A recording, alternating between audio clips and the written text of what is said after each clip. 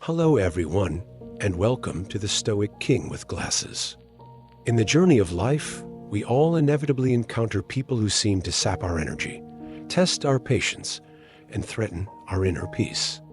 They might be a colleague at work, a member of our family, or even a stranger leaning on their horn in traffic. Whoever they are, these individuals we often label as difficult people can frequently poison our day, cloud our minds, and pull us into a whirlpool of negative emotions. These interactions don't just create momentary annoyance. They can significantly increase our stress levels in the long run, dull our ability to reason clearly, and even negatively impact how we perceive ourselves. We often find ourselves feeling drained, misunderstood, and treated unfairly. So, faced with these seemingly unavoidable situations, what can we possibly do? How can we shield ourselves from these wearing effects? It is precisely at this juncture that an ancient beacon of wisdom, one that has guided humanity for millennia, comes into play: Stoicism. The Stoic philosophy teaches us that while we cannot control external events or the actions of others, we can control our responses, our judgments, and our inner disposition towards them. This philosophy aims to cultivate resilience in the face of hardship, to act with reason rather than emotional turmoil, and most importantly, to maintain inner tranquility. In this video, we will delve into the depths of Stoic wisdom to discover practical and powerful strategies for dealing with difficult people. We won't just offer quick fixes, but a perspective that helps you understand which values, which actions, and which beliefs are worth standing firm on without regret, regardless of the outcome. With the tools Stoicism provides, we will learn together how to navigate these kinds of interactions with grace and composure. If you're ready, let us embark on this challenging, yet profoundly instructive journey together and equip ourselves with the timeless wisdom of the Stoics. Life is much like the flow of a river. Sometimes it runs calm and clear, while at other times it becomes turbulent, filled with unexpected rocks and whirlpools. One of the greatest obstacles we encounter in these challenging passages are, so to speak, the difficult people, those who seem to paddle against the current, stirring up the waves. I am sure an image of someone fitting this description comes to mind for each of us. Perhaps it's that colleague in the meeting who constantly finds fault instead of offering constructive criticism, objecting to every suggestion. Or maybe it's that relative at family gatherings who perceives the smallest issue as a personal attack, constantly reopening old wounds. Or perhaps it's simply a stranger having a bad day who takes their frustration out on you, cutting you off in traffic. These experiences sound familiar. Most likely, yes. Because encountering difficult people is an inevitable part of being human. Recall that familiar cocktail of emotions we often feel after these interactions: anger, frustration, resentment, the feeling of being misunderstood, even sometimes self-doubt. It feels as though an invisible hand has switched off the button of peace within us. Our energy depletes, and our minds begin to replay the same negative scenario over and over. Why did they act that way? What did I do wrong? How could they be so rude? These questions pull us into a vortex, stealing the serenity of the present moment. Dealing with difficult people is not merely a fleeting annoyance. These kinds of interactions can place a significant burden on our mental and emotional well-being. Constant exposure to criticism can shake our self-confidence. Feeling misunderstood can push us towards isolation.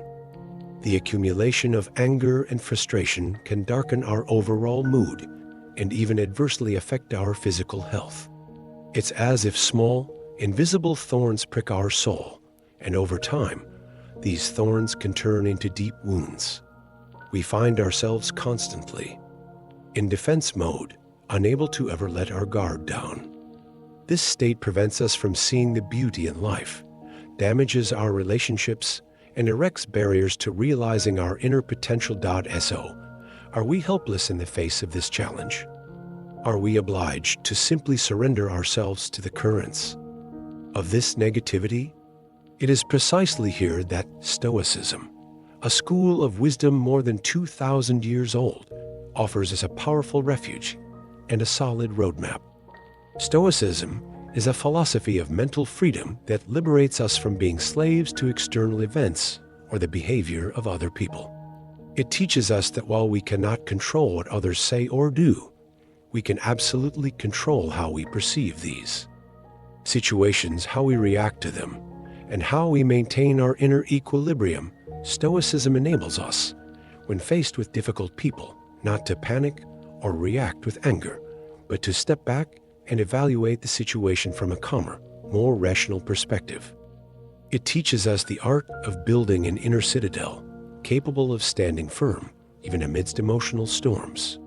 This philosophy doesn't make us unbreakable, but it certainly makes us more resilient, wiser, and more peaceful. Difficult people may not disappear entirely from our lives, but thanks to Stoic principles, we can learn to minimize the impact of their behavior on our inner world. The key to mastering the art of dealing with difficult people lies first in understanding our own mind and setting it correctly. Stoicism is the powerful life philosophy rooted in ancient Greece and Rome that guides us precisely in this endeavor. So, what lies at the core of this ancient wisdom? What should we understand when we speak of the Stoic mindset? At the very foundation lies perhaps Stoicism's most revolutionary and liberating principle, the dichotomy of control. In the unforgettable words of Epictetus, there is only one way to happiness, and that is to cease worrying about things which are beyond the power of our will. The Stoics tell us that some things in life are within our control, and some are not. What are the things within our control? Our thoughts, our judgments, our values, our decisions, and our actions. In essence, our inner world. And what lies outside our control? What other people think, say, or do. Our health, our reputation, the weather, and other external events. This distinction is vitally important when interacting with difficult people. That person's rude words, their criticisms, their grumpiness, or their illogical behavior. These things are outside our control. We cannot change them with a magic wand. However, how we respond to this behavior, how we interpret it, how much we allow it to affect our inner peace, these are entirely within our control.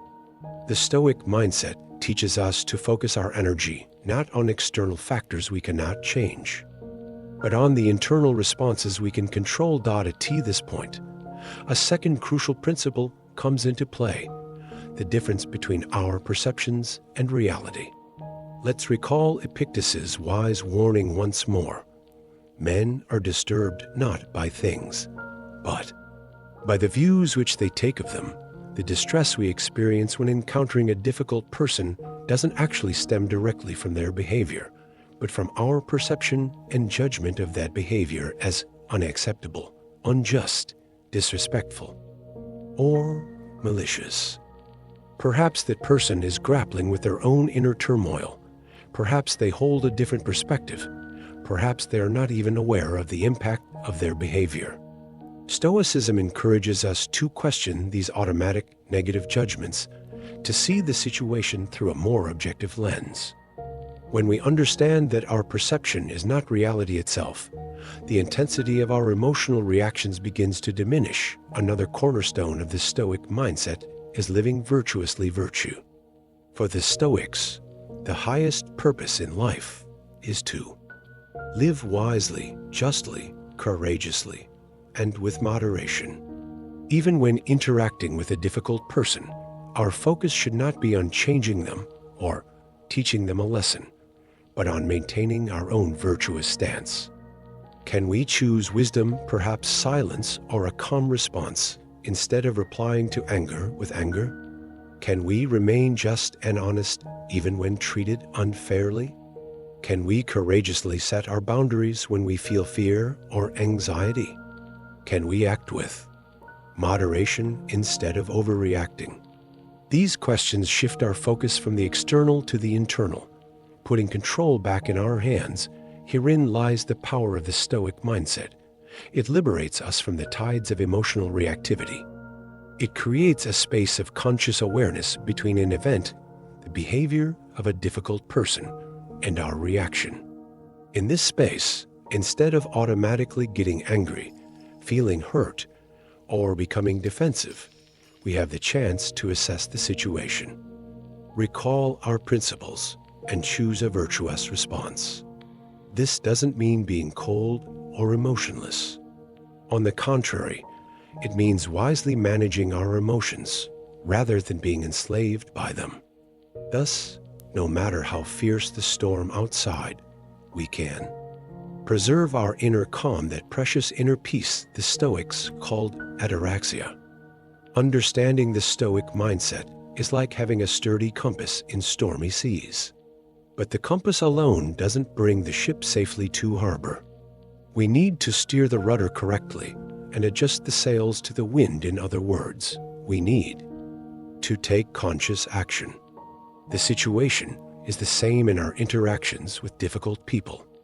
Once we've fortified our inner stance, we need specific strategies to make these interactions more effective and less draining. Stoicism offers us invaluable tools in this regard as well. The first, and perhaps most powerful, of these strategies is the technique Stoics masterfully employed: cognitive reframing. Remember, it's not the events themselves that disturb us, but our judgments about them. Cognitive reframing is the art of consciously changing precisely these judgments. It involves altering the meaning, the label we attach to a difficulty or an annoying behavior. It's like mentally removing a gray lens that makes the situation look bleak and replacing it with another lens that offers a more neutral or even constructive perspective. For instance, imagine you have a constantly critical colleague. Your initial reaction might be to perceive this as a personal attack, proof of your inadequacy, or a malicious act. This perception triggers anger, resentment, and defensive mechanisms. With cognitive reframing, we can try seeing this situation from a different angle. Perhaps this person is projecting their own insecurities onto others, or maybe their communication style is very different from mine, and they're actually trying to be helpful, just doing it clumsily. Even this situation is an opportunity for me to learn how to remain calmer in the face of criticism and how to evaluate feedback more objectively. These new frames don't magically change the situation, but they significantly reduce the intensity of our emotional reaction to it. By changing not the other person, but our own perspective, we take back control, questioning automatic, negative thoughts and consciously seeking alternative, less damaging interpretations is key to preserving our inner peace. A second vital strategy involves setting healthy boundaries and communicating assertively, in alignment with Stoic virtues. Stoicism does not mean being passive or tolerating everything. The virtue of justice demands fairness, not only towards others, but also towards ourselves. This means we need to draw boundaries to protect our own mental and emotional well-being. However, we must do this with moderation, temperance, and respect, without succumbing to anger or aggression, which are vices. Assertive communication is neither being passive and letting ourselves be steamrolled, nor being aggressive and attacking. It is expressing our own needs, feelings, and limits clearly, honestly, and respectfully. While doing so, it's important to also respect the other person's perspective. We don't have to agree with them, but we can acknowledge that they too have their own thoughts and feelings. Using I language, such as I feel, when, I need, prefer, instead of accusatory. Statements like you always makes communication less confrontational. For example, saying, "When I'm interrupted frequently, I feel unheard, and I would appreciate it if you could let me finish my sentence," is a much more constructive and stoic approach than declaring, "You never listen, you're so rude." Setting boundaries isn't about controlling others. It's about protecting our own space and energy. The third, and perhaps most fundamental strategy, is to continually shift our focus back to our own actions and responses. Let's recall the dichotomy of control again. We cannot change other people's behavior. We cannot force a difficult person to become better, more understanding, or more rational. This futile effort only leads to frustration and wasted energy. The place to expend our energy is within the realm of our control. Our own choices, our own words, our own actions. When someone yells at us, what we can control is not yelling back, remaining calm. When someone makes an unfair criticism, what we can control is choosing not to launch into a knee-jerk defense, but instead assessing the situation calmly, responding clearly if necessary, or deciding to disengage. When someone tries to provoke us, what we can control is not falling into the trap, acting in accordance with our own values. Our focus must shift from asking, "Why are they behaving like this?" to "What should my virtuous and wise response be?" In this situation, our goal isn't to win the argument or defeat the other person, but to preserve our own moral integrity and inner tranquility under all circumstances. Like a rock that remains unmoved by the crashing waves, we stick to our principles and rational choices, regardless of the external turbulence. These strategies, cognitive reframing, healthy boundaries with assertive communication, and focusing on our own actions are the practical applications of Stoic wisdom. They don't eliminate difficult interactions from our lives entirely, but they ensure these interactions drain us less, help us maintain our inner balance better, and enable us to learn and grow even from these experiences. Interactions with difficult people often unleash an emotional storm within us. Waves of anger crash ashore, winds of frustration blow fiercely, the fog of anxiety clouds our vision. Stoic wisdom doesn't claim to completely quell these storms. Rather, it teaches us how to become the captain of our own ship, how to hold the helm steady instead of being swept away by the waves, and how to become a master sailor capable of maintaining course, even through the fiercest tempests. The path to this mastery lies in developing emotional resilience, that is, inner strength and flexibility. The foundation of emotional resilience in Stoicism rests upon the virtue of self-control. This doesn't mean suppressing emotions or becoming numb.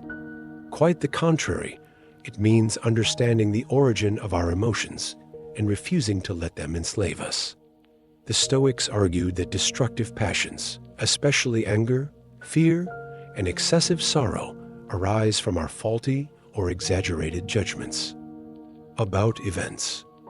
If someone's words make us angry, it is usually our judgment labeling those words as an insult, injustice, or threat. Emotional resilience involves recognizing the link between this judgment and the resulting emotion and filtering it through reason and logic. As Marcus Aurelius frequently reminded himself in his meditations, protecting our inner citadel, our mind, is our most crucial duty. So, how do we build this inner fortress and manage the ebb and flow of our emotional reactions? The Stoics offer us mental tools that can be developed through regular practice, much like strengthening a muscle.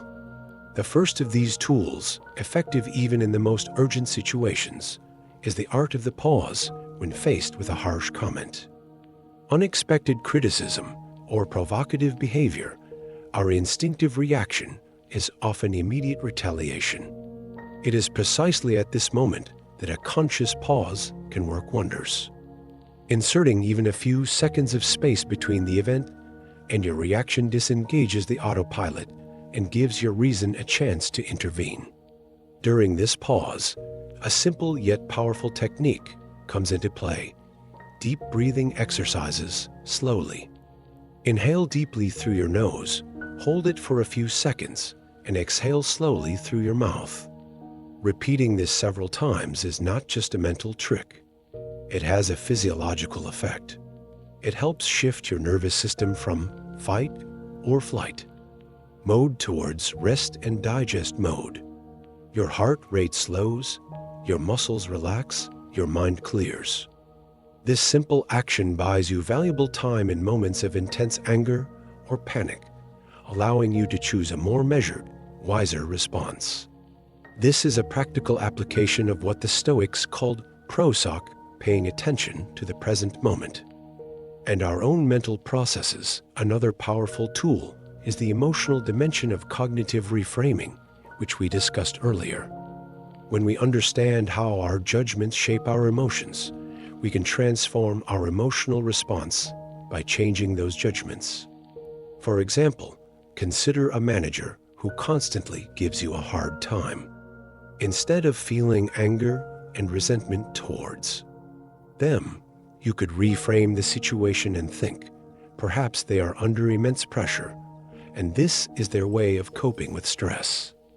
Or maybe their challenging behavior is actually an exercise for me to develop my patience and understanding. This doesn't mean condoning their behavior, but it lessens the toxic impact of your emotional reaction to it. Instead of anger, perhaps a sliver of understanding or even pity might arise. This shift in perspective lightens your emotional load and places you in a more constructive position. To proactively build emotional resilience, the Stoics recommended the exercise of premeditation of evils, premeditatio malorum. This isn't about dwelling on negativity, but rather about mentally rehearsing potential difficulties. For instance, a possible conflict with a difficult person and planning in advance how you might respond in a Stoic manner, calmly, virtuously, and rationally. This mental rehearsal lessens the shock effect when the actual situation arises and ensures we are prepared. Just as a firefighter conducts fire drills, we too can mentally prepare for challenging interactions, thereby managing our emotional responses more effectively. As we regularly practice these techniques, pausing, deep breathing, cognitive reframing, premeditation, our emotional resilience gradually increases. This doesn't mean we will never feel upset, angry, or hurt again. Emotions are part of being human. Resilience, however, means not allowing these emotions to dictate our actions, being able to recover quickly after the storm, and crucially, maintaining our grace, composure, and reason even in the face of adversity.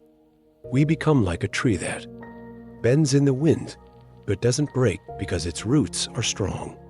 Whatever provocations come from the outside, our ability to maintain inner balance and respond wisely grows. This is the true freedom and inner strength promised by Stoic wisdom, becoming the master of our own emotions. And so, we arrive at the end of this particular journey on the Stoic King with Glasses. Today, we have delved into the depths of Stoic wisdom to address one of life's inevitable challenges, dealing with difficult people.